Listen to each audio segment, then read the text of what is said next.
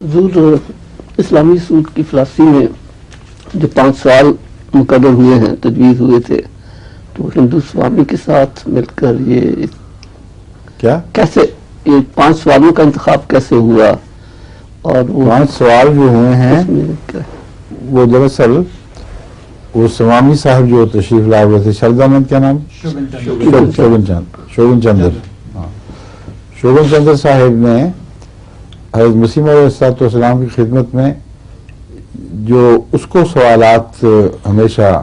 اس کے دل میں گریز پیدا کرتے تھے، وہ سوالات پیش کیے، مگر وہ بیان ہی اس شکل میں آخری صورت میں نہیں تھے۔ مثلا اس میں آپ نے لفظ دیکھا ہوگا کہ کرم کا کیا مطلب ہے، اس دنیا میں اصل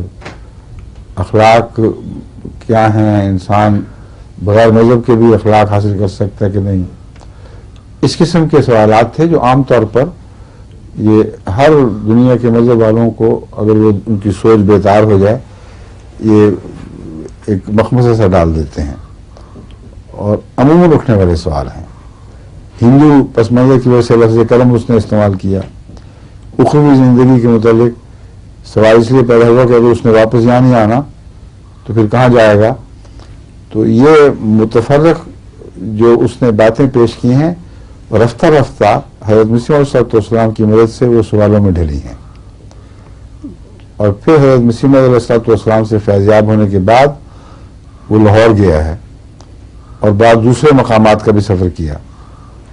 اور وہاں کے بڑے بڑے لوگوں کو جہاں جہاں بھی کوئی مذہبی رہنما مستند اور مانا ہوا تھا اس سے ملا ہے، اور ان سب نے اس تجویز کو بہت پسند کیا، بہت ہی اعلیٰ تجویز ہے،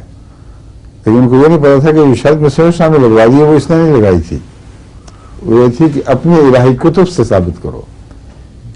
اس میں آ کے وہ پکڑے گئے بیچارے، یوں بھولے سے منہ سے مان گئے۔ وجہ یہ تھی کہ بعض مذاہب میں اپنی عقل کی باتیں اپنے مذہب کی طرف منسوب کر دی گئی ہیں، اور عامت الناس میں یہ غلط فہمی پیدا ہو چکی ہے کہ واقعتاً یہ اسی مذہب کی تعلیم تھی، جس طرح آریہ سماج سے حضرت مسیح علیہ السلام نے جو ٹکر لی ہے، اسی اصول پر ان کو مار پڑی ہے آریوں کو، کہ تم کہتے ہو ویدوں میں یہ ہے تو ویدوں سے خالص توحید نکال کے بھی دکھاؤ، تم نے اسلام سے سیکھی اور منسوب کر رہے ویدوں کی طرف، یہ ہے وہ بنیادی اصول جس کے ذریعے حضرت مسیح علیہ السلام نے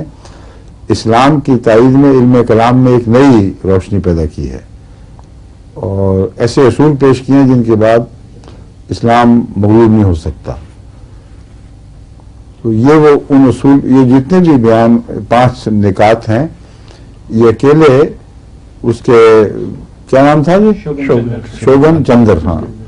شوگن چندر کے مکمل تیار شدہ خیالات نہیں ہیں، اس کے خیالات نے ایک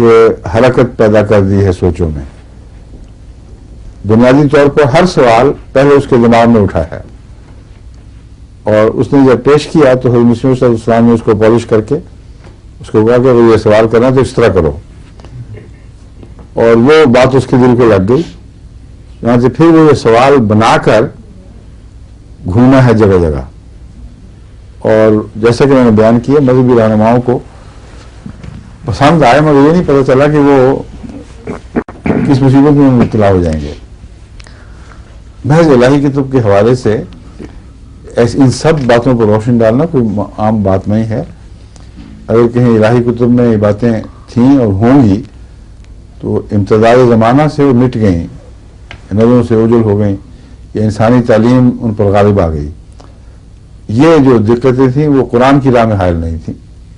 ایک بھی ان میں سے قرآن کی راہ میں حائل نہیں تھی، سمجھے؟